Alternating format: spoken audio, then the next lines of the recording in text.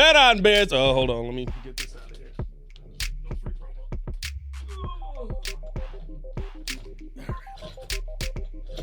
Almost died getting back. Don't worry about it. Yeah. 3, 2, 1. Bet on Bears fans, another edition of the Chicago Bears podcast coming your way. Pat the Designer, John Jurkovic, back in the building. The good kid is here. We're here. Good kid. You were just talking before, and I think everyone feels your sentiment. Yeah. We're ready to see something on the we're field. ready. Yeah, I think we're ready. You know, it's right around the corner. I think we're ready to get something happening for the Chicago Bears. And, it's just still List season. 3 weeks away, 2 weeks away. I mean, when This is when you start to feel the itch. Did they report July 29th? 29th, I believe, rookies report. I think veterans is 31st, I believe. Okay. Or maybe I have that backwards. Right. No, rookies is 24th. I think veterans is 29th. Something like that. Either way, we're right there. Okay. We're coming up to the cusp of it, and I'm very excited about it. You know what? I'll say this about this Bears team coming into this season. They got a little bit of a chip on their shoulder, and I kind of like that about them, good kid. Well, I hope so, and there's nothing wrong with it. You did it for 1 year. There are some people out there that are doubting Thomas's. The schedule's tougher. Yes. I don't care what anybody says. 100%. The schedule's tougher. You did fly by the seat of your pants last year with the way you were finding ways to win games. I think the way they won games early helped build their confidence for some of the stuff they did later on in the year. No apologies. You won the games. Yeah. You go about your business. Yeah. And now you've got to get back in there, and you've got to go ahead and reestablish yourselves once again. You got some younger players that are starting to become veterans. Darnell Wright's starting to become a veteran in there. You got a veteran next to him. You brought a guy in, and you got a young guy at the center position. Your left guard is phenomenal. You're figuring things out over at the left tackle position. You're going to find a way to get through. And sometimes that's the way you've got to do it because there's only so much money to spend. The other side of the football is probably an absolute mess, especially against the defensive line. You're going to hope they can you just want them to configure themselves. Yeah. Figure out who they are. Find a way to compete. Find your best state. Find a way to compete at a top level.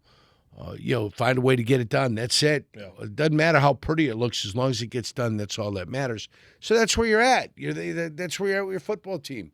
You had some real nice skill position players, and you're going to have to outscore some teams, and hopefully your defense can show up and get key stops when they have to. Do you like the personality that this team is taking on that is of Ben Johnson, right? Very chippy, very I'm going to go at you. I'll talk about you if I need to in the media or however I want to go about it. I look at Caleb with the retweets and all of this with some of the stuff we've seen, and I kind of like that in my quarterback. Now, you got to back it up. If you want to you can't talk trash and then get punched in the mouth and go down. You want to talk to talk, you got to walk the walk. Yeah. And even if you take a punch and you go down, you got to be willing to get right back up. Yes. So the taking a punch and going down is not the problem. It's the not getting up that becomes the problem. So you've got to be willing to get back up over and over again, depending on how many times you get punched in the mouth. So. Do you view that as putting an unnecessary target on yourself or being confident in who you are? There's smooth and efficient ways to get things done, and then there's more difficult ways to get things done. But as long as things get done, that's all that really matters. So it doesn't bother me. Yeah. If you fail, that bothers me. Yeah. Then we go back and we look at why'd you fail. So that'll be the problem. I don't think they've got failure on their mind. I think they're going to try to win another NFC North title. I think they want to play better in their division, and I think they're going to try to go about the business of doing that this year. That's the part for me with Caleb, right? The confidence that he's shown and has never wavered. You know what I mean? I don't think that this is an act.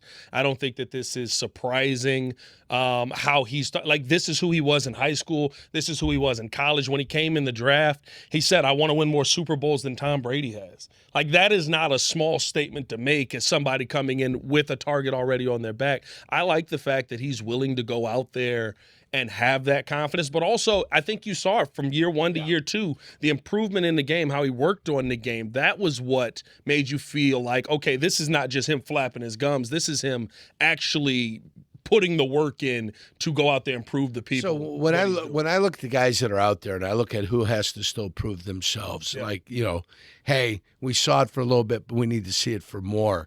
I think Rome Odunze is number one on that list. Sure. I got the injury. They say, okay, he fell off because of the injury. He didn't play. I get it. And when he came back, he may not have been 100%. Fine. Right. Roma Dunze's number 1 on that list. Colston Loveland's number 2 on that list. Let's see if those final 4 games, including the 2 playoff games, are the real Colston Loveland that we're going to see. I like the way he's trending. It's absolutely marvelous. I feel good about Number it. 3, I believe, is your quarterback is Caleb Williams. Okay, we've seen it. It's great. It's fantastic. We like it. Let's keep it going. Let's keep it continue. Let's get to those numbers that haven't been gotten to in the city of Chicago. The only place in the NFL where those numbers haven't been achieved. 4,000. After that, my man Luther, Big Luther, and Little Luther. Were you a bigger fan of Big Luther or Little Luther? Big Luther had a better voice. Oh, Little yeah. Luther didn't have as good of a voice. It didn't resonate. Yeah. But Luther Burden would be my next guy. So those are the guys that I think got to prove. Take that next step because they're young. Yeah. Young players get to make next steps. You're a 5th, 6-year player. You're a guy that just you've climbed as high as you're going to climb. You're here where you're at right now. Did you see? I saw this on social media. It was talking about breakout candidates for the 2027 season, and they said Terry McLaurin yet again breakout candidate. I was like, Terry McLaurin, 30-year-old Terry McLaurin breakout candidate. Is this the time? I don't know if he's a breakout candidate. The receiver position is always dependent upon who you got throwing you the football. Who's throwing you the football, and is he getting protected or not? Yeah. Nothing worse than running around and being open and the football not coming because your quarterback's on his ass or he's running for his life back there. So, McLaurin has had years already. He's had good years. That's why it was funny to me. You know where he's at, yeah. It's like, what's he breaking out into? A 2,000-yard receiver? Maybe he will. And Dennis Allen and your defense is going to be what they're going to be. We'll figure it out as the year goes on. That's going to be one of the toughest conversations as we get into camp. Let me ask you this, though, right? Talking about that confidence, that chippiness. Did you guys, when you played, did you play with the player? Were you a player who was ever that? Like, you got so confident in where you were at that you were like, calm down over there. I'll put you in your place. No. Our teams were good. Yeah. And we knew we had a good team. I was in Green Bay. We had a good team. My first year in Miami, it's really watching a team that had some confidence. Yeah. They played well. They started out hot, and they continued the whole year. They finished 12-4, beat Kansas City, but they lost to Buffalo. But you saw the team was good. You had Marino, Clayton, you had Duper. You had guys that could play of some ilk. So, you saw these guys with the confidence that they had, and you're like, okay, these are pretty good players, and you see the way they carry themselves. They carry themselves like professionals. I went up to Green Bay, and we struggled. We were 4-12 that first year. Yeah. And then you saw what happens when things don't go well. The sniping, the backbiting, the talking behind backs, the grabbing the reporter and bitching and moaning to the reporter about really nothing, but complaining, trying to put yourself in a positive light. That's not the way to do it. You put yourself in a positive light through the play. Holmgren comes in, reestablishes it all, changes the culture, puts a winning kind of atmosphere and a winning attitude out there, and you've got to put the work in if you're going to get things done. And most new coaches will do that. Coughlin had those guys up in La Crosse, Wisconsin, or La Crosse, Stevens Point, wherever they were at, and he was busting their hump. I had to find out who's going to play and who's not going to play. Yeah. Who's going to listen, who wants to be an individual. And you get rid of the individuals, and you keep the people that want to listen. So that's the way you go about your business. Yeah. You go about your business. And, Coughlin, they didn't win. Then we won, and then they continued to win. Yeah. And at some point, like everything, I forget who said it, but 10 years is probably the right time to stay at a place. Once you're there 10 years, it might be time to go. And Coughlin was up there from, I think, 95 to 04 and ended up going to the New York to the Giants, yeah. And then became a big success. Then was there at the Giants for 10 years. Is he 10? When is it called? Yeah, 10. About 10. So if you're a good team, you're a good team. Yeah. It's not done really kind of me on an individual basis. Right. If you're a good team, it's a team basis, and you're dragging some of the younger kids along. That's the way it works. Or you're letting some of the veterans hold on to a little bit of it, but the whole team is kind of carrying each other forward. Is it better then that we have kind of everybody taking on that Ben Johnson personality of the confidence and the bravado, being able to go out there and say, "Listen, I am who I am," and they're all moving in that same direction. Then you've got to be able to uphold it. 100%. When tested, it's got to be upheld. That's all. Who was the your favorite trash talker that you ever played with or against? Trash talker with. Didn't really have any. No trash talk from Sterling at all? He just went about his business? Sterling I was on the bench when Sterling was on That's the field. true, yeah. So I don't know what Sterling was saying when he was on the bench. He played Rod Woodson. Rod Woodson was a corner at the time. 100%. He got behind Rod by about 20 yards, and Sterling didn't have that stellar 4.4, 4.2, 4.3 speed. Sterling ran a 4.5, 4.58. But, how do you get behind a Pro Bowler and Rod Woodson and a Hall of Famer? You're 20 yards past him. You're doing something right. Yeah. Something's right. Or the defense is wrong. When I accused David Terrell of not being able to get off the jam when he was coming out of college, and he told me I was crazy. I know one guy that can get off the jam, and that was Sterling Sharp. Yeah. He played physically off the line of scrimmage, and and he had moves, a multitude of moves to be able to get away from a defender that wanted to press him. If you're going to press Sterling, you're going to get beat. You need to play Sterling from an off position with a little bit of respect and come in and try to, get into the hands when the ball's arriving. That's why you play Sterling. You didn't jam Sterling Sharp. That was your only hope. And because he was kicking your ass on the run blocking, he took a lot of pride in his run blocking. Because he's kicking your ass, he could come at you aggressively and then slip you. Yeah. You're thinking he's coming for the block, and then he takes off. And then he just slips you, and then he's gone. So, that's what, Sterling could do well back in the time. But, just you hope that the individual confidence comes with the team, and if it comes from the big guy, if it comes from the coach, that's fine. I don't mind if it comes from the coach, as long as it permeates throughout the team and everybody kind of gets a little bit of that feel on what it's like to be confident. And if it's got to come from the head coach and then comes from the players, that's fine. But at some point, it'll come from the players. Yeah. All of it will. It ends up becoming the identity of what your team is. And I think that I like the fact that this Bears team's identity is that of, hey, we're confident that we're going to repeat next year the way that we did last year and be better, even though it seems like everybody else is kind of like, I think the Bears are going to fall off. Vegas thinks the Bears are going to be third within the division, right? Like everybody kind of looks at what the Bears did last year and just say, you got lucky. Every now and then there's a team that gets lucky. And they did get lucky. 100%. They did get lucky. Now you want to be better, and then you want to put yourself in positions where you're winning games by double digits, and you can close people out. Yeah. That's what you're looking to do. And it's going to be a different story, and it's going to be different. I see this team getting off to a hot start. Really? Yeah, a hot start. Now, does that manifest itself into a really good year, or does that manifest into you got to get off to the hot start because things get a little bit difficult in the middle, and then you've got the 3 division games that could make or break you at the end. Yes. So that's the way it works. You got to. I've taken a look at it. I've looked and I said, boy, I tell you, let's get off to a real nice start. Let's get off to a good one. And if we can get off to a nice start, then that kind of helps build it the rest of the way. It makes it manageable the rest of the way, right? Yeah. And I think that's because we got 3 division games kind of spaced out early on, and then you finish the season, you could be out of playoffs real quick. You could be in a spot where you're first in the division, and if things are as tight as we think it's going to be, if you find a way to lose 2 of those final 3 divisional games, you could be sitting outside looking in. After 15, or after 14 games, you could be 9-5, and then all of a sudden you're 9-8. Yeah. And 9-8 didn't make it to the dance last year. 9-8 was on the outside looking in. 100%. Both teams were 9-8. 9-7-1 was in. And that was the Packers. Right? 9-7-1 was in, but 9-8. 9-8 didn't make it. 7 seed, or as I like to call it, the Packer position. Right. Because since they've created it, Green Bay has been in that spot outside of 1 year with the Chicago Bears. At least they're in it, though. But, you're still in the playoffs. Yep. And it's them and Dallas that tied that game. It was like in the 4th week of the season. Yeah. And who knew at the end it would loom so large? Because as good as the NFC North was last year, Bears lost their final 2 games. The Packers lost, I think, 3 or 4. Yep. Somebody went out. The Vikings could have won the division. Once Micah Parsons went out, they didn't win a game, I don't think. The Packers.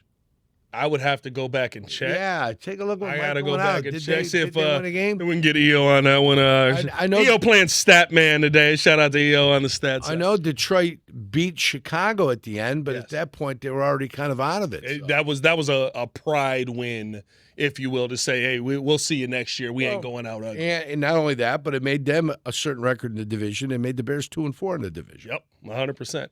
Hit that like button if you have not done so. Subscribe to the page. Leave a 5-star review. Y'all know what to do. Something else I'd like to get Jurko's opinion on, because Jurko, as I like to call him up here, he's the money man.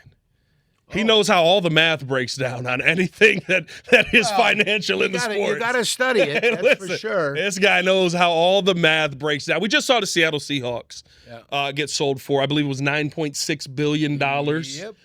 Really, really interesting move there, but I think one that's going to change the future of how teams are being sold in the NFL. With the Chicago Bears, we know kind of the situations that have gone on with ownership. Not saying that this is going to happen, but in your opinion, Jurko, from a financial standpoint, is there a conversation that the Bears will be worth more or less depending on where this stadium deal ends up? Well, it depends on whether they get to own the stadium or not. They're never going to own Soldier Field. So we know that. That's the Park District's property. If they're building Arlington Heights and they already own the land there and they build what they want, you own the land, you're going to own the stadium, you're going to possibly own and or lease and or get revenues from the rest of what ends up going in there.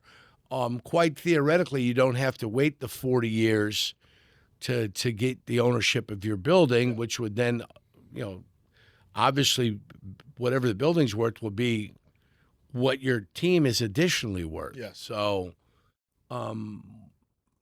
could that play into any decision making? If I had to guess, I would guess that they'd probably be worth 10 to 15% more if they were in Arlington Heights than they were if they were in Hammond, Indiana. If I had to guess. That's just me spitballing it from afar. That's all. Do you think in the sense they could play into how this decision making gets done? I don't know what the stadium's going to be at this point. Seems like, the second they're like, we're going to move forward with Indiana, now they're trying to figure out different sites in Indiana and all which site's going to work. We didn't know that this existed. The whole due diligence process. They got the 86-acre site that's west of the toll road, which I don't think is feasible at all. I never thought it was feasible. And when they started talking about it, I go, what the hell are you guys even doing here? I thought it was always going to be the site that is adjacent to Wolf Lake. That's what I thought, yeah. Where the stage is at, and everything there south of. That's where I thought they were going to set up shop and where it was going to be done. Then right across the street, they've got parking, obviously. Then they've got the Lost Marsh golf course, which I thought they were going to turn into Barapalooza. Yeah. And that's where your restaurants and such were going to be. To me, that seems like the most viable site. They've already built it once, so there's really no, you build. How do you do this? You build a golf course, now all of a sudden you've got to worry about nature and everything. All of a sudden the DNR is going to come in and say something. I don't think so. I also, the plot of land that I saw doesn't have any buildings on it. Yeah. Up to one point. And if you want to buy additional buildings south of there, you can. Well, that would be up to you if you wanted to buy additional buildings south of there. But, and that area is uncovered. It's not covered by tarp, plastic, visqueen to protect you from some EPA site that they used to have over there. So that's the site that I looked at. That's the site where I thought they were going to go. So, all this rhetoric about another site, this, that, or that, I don't believe. Yeah. But what about the deer, Jurko? What about the deer? The deer ate the tops off of my lilies. A deer ate the tops off of your lilies? Not one deer. A multitude of deer. A field of deer? Yeah. I had some stargazers, and I had a nice, beautiful, blood red lily that was going to come up. Right next to the mailbox, I have it in dirt in there. Yeah. I go look in there today, and boom, clipped the deer. Like a notch. I mean, when I tell you what my lilies used to look like, you'd be absolutely stunned. Absolutely stunned. The fact that the deer are picking off just the tops, they know the best spot. Well, they know where the flavor they know where the flavor's at. You know what I mean? Look at that. Oh, look at this. Now, if I could show them. I don't know Look if at we can that. get a zoom in on that, or if Look we can at pick that. that up. I mean, That's beautiful. Those are lilies. That's beautiful. Those are beautiful. Yeah. Look at how many heads are on there. Now you just got a bunch of green in there. What if I got green and no chance at all to see this beautiful color. Just got green. I mean, I'm looking at, if I'm looking at 5, 10, 15, 20, 25, and then 1, 2, 3, 4, 5, 6, 7, 8, 9, 10, 11, and probably another 20 that are unpopped. Oh, so they got the ones that were budding as well. See these? Yeah. They're not there yet. This picture's taken July 22nd, Right. 3 years ago. They didn't even get to this. They were just the little part. They were the ones that were closed up. They didn't even open up for the world. Oh, they yet. never opened up this year. They ate all of them. Every single one of them they ate. I'm about to hit a deer on the way home on purpose. I was gonna say, Jurko, you going hunting this? Give me some venison. You going hunting this weekend? Are you a deer guy? Do you do little deer hunting at all? I don't deer hunt. No, I'm a bird hunter. That's all I hunt. Okay. I'll tell you what. You ever had a venison chili? I've had that. Well, listen, I'm not against some of the most phenomenal chili I've ever had. I'm not against eating venison. Yeah. No, that's not what I'm saying. I'm saying there's not enough time in the day. Yeah. When I had the kids and they were growing up, and even then, the duck hunting kind of stopped at that point too. You only get so much time. 100%. And I had to decide whether I was going to bird hunt or whether I was going to deer hunt. And I decided to bird hunt. I'd rather go bird hunting than deer hunting. Okay. So. All right. And that's the decision you got to make. Sometimes you got to make it in life. So I've never sat in a stand. I've never sat in a hut. I've never put one on the crosshairs, pulled the trigger. I never pulled the bow on one. Yeah. Nothing. I don't know what it's like. I don't know what it's feel. I've taken aim at duck, and let me tell you. You bow hunting duck? No. Oh, I was gonna say. No, take aim with the shotgun. Okay, all right. I got a Benelli. I was gonna say, good kid. Yeah. You're elite. Double eagle. if you're bow hunting duck. Double 3.5 inch too. Ooh. I put about a 4 shot in there, 6 shots sometimes, depending upon what you're hunting. Yeah. Good stuff, good kid. I like that. Oh, yeah. I like that. Let's finish it out with this, good kid. Hit that like button if you haven't done so. Subscribe to the page. Leave a 5-star review. Y'all know what to do. This is a comment that came in when we did 2 podcasts ago, and we didn't get to it last week. Want to get to it this week. Said, I would love to hear Jurko compare Caleb Williams' arm to Dan Marino and Brett Favre. All right. First of all, Favre's got a gun. Oh, yeah. Talk about your shotgun. All right. Favre's got a gun. I'd say his arm is stronger than Caleb's, and Caleb's would be stronger than Danny's. Danny's release was second to none. Danny could take the ball and fire it where he wanted to fire it, and his accuracy was unbelievable.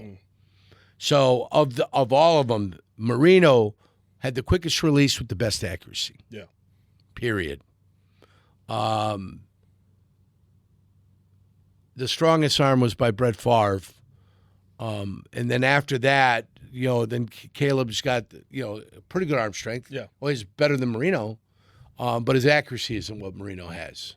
So, I mean, if I'm looking at him, and then Brett's accuracy was off early in his career, and then he got better. I mean, he used to fire the first 2 throws in the stands, for heaven's sake. My favorite Brett story. They tried to settle him down. Where he goes, he's like, what's the difference between dime and nickel? Yeah. I just love that he played in the league for that long. Not dime and nickel. What's the difference between the two? What is nickel? You keep saying nickel. What is nickel? And then Detmer and Brunel kind of looked at each other and just said, okay. But he said it innocently enough. Yeah, and then he goes, oh, that's when there's an extra defensive back. Oh, okay. I just love him in the story. He's like, who cares? Just throw it over him. Yeah. It's like, that's the mindset of Brett Favre. It's like, who cares that it's nickel? Just throw it over the top of him. When you identify him, yeah, that's the key. When you identify him, you understand where your mismatch is at. Yes. So that's why you've got to understand who's in. Where do we have a mismatch? Because you're preparing all week. And they're saying if they go to dime and they want to cover him in a slot, this is where we've got an advantage. Yeah. So that's what you're always looking for. Is that the only teammate? You're looking for the advantage. Is that the only teammate you had that would basically waited years but was still talented, where he was waited years to finally ask the question? Yeah, and it's probably only 2 years because they were only together for 2 years. Yeah.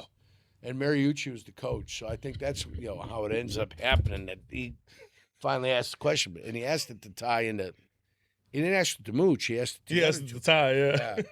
Ty and Brunell. So that's who told the story. That's why it's funny. That's my favorite thing. But there's some guys in the league that you just operate off of talent, and they operate off of talent. Yeah. And you worried about them when they made their money, and nobody's going to take advantage of them. Yeah. And they would try to get certain individuals got great talent, but certain individuals weren't the smartest kids in the world, and especially when you're young. Yeah. You're young. You're there to be taken advantage of because you might not want to deal with the responsibilities of all the crap that's going on. And the best thing I could tell anybody in high school, take the personal finance classes that they have. Yeah.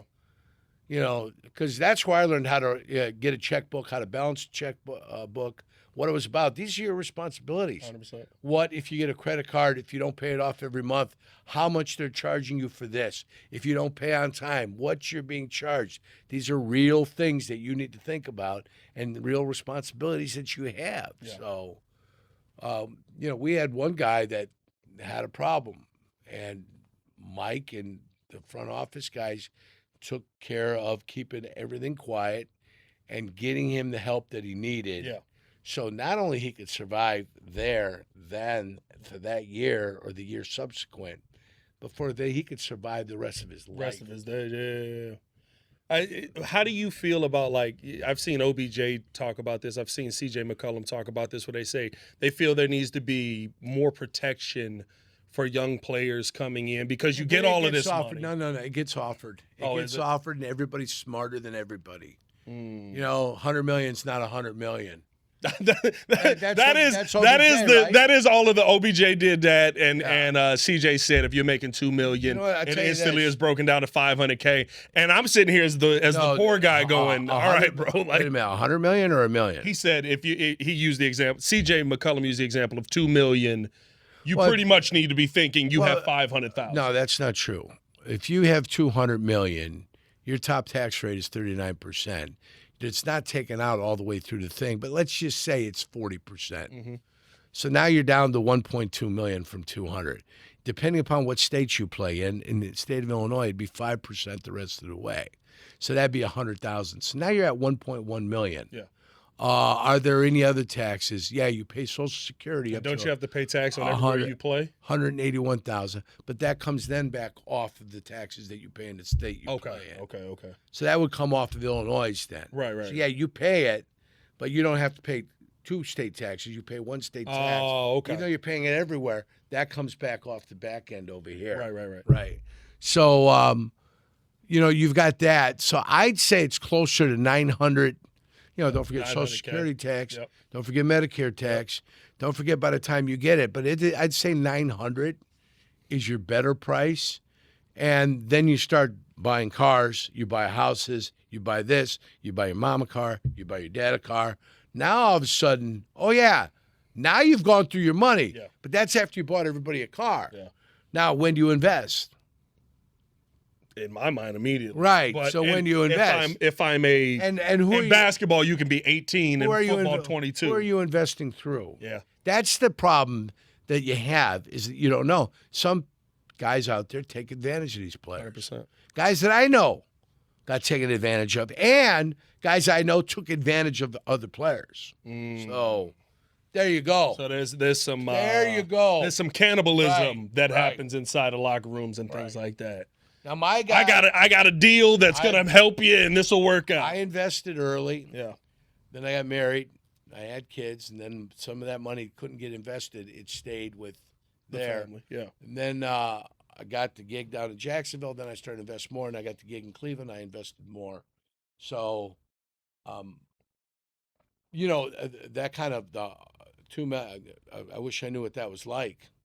Yeah, making $2 million. Well, that's why I thought it's an interesting point from the standpoint of me, who. Well, then you got to stay away. If I hear $2 million, I'm like, oh, I'm doing something right. Yeah, and don't forget the NFL starter kit. Yeah, that everybody's got to have. You got to have the shield with the diamonds, and the NFL in rubies and emeralds. Yeah. Rubies, diamonds, emeralds. So the NFL is red, white, and blue. Or it's red, white, and blue. So it'd be rubies, diamonds, and emeralds. Yep. Red, white, and blue, got the stars on. Then you get the truck, and then you put $60,000 additionally into the truck. Yeah. And then you think you're ever going to get that $60,000 back. No. It's nuts. No. The day you roll your car that you paid $100,000 off the lot, it's worth $72,000. Yep. You could bring it back and tell you what they'll pay for it. And then you put the $60,000 you'll never get back, right? Yep. So the second year you're rolling that thing, you got about 25,000 miles on it. That thing is going to be worth what? Going down. 56,000. Yeah. Third year you're down into the 40s already, and you're going up and you say, I want to trade it in. And I go, well, I got $60,000 in additions. Look at the tires. None of it matters. None of it matters. Yeah. Automobile is not an asset. An automobile is an expense. a depreciating asset that is worth nothing when you finally go and turn it back in. It's worth nothing. It's an expense. That's exactly what it is. Minimize your expenses is what you try to do if you're an NFL player. Financial lessons from the good kid, man. Hit that like button, subscribe to the page, leave a 5-star review. Y'all know what to do, and if you find yourself making $2 million, this is the guy you want to talk to. Y'all stay safe out there, Chicago. Bear down. One love. Peace. When it comes to my ride, I don't mess around. Advantage Chevrolet. 3 locations, Chicagoland's covered. You want a Chevy? They've got it. You want savings? Oh, yeah. Most important, trust. No runaround. They shoot you straight. Advantage Chevrolet Hodgkins. Together, let's drive.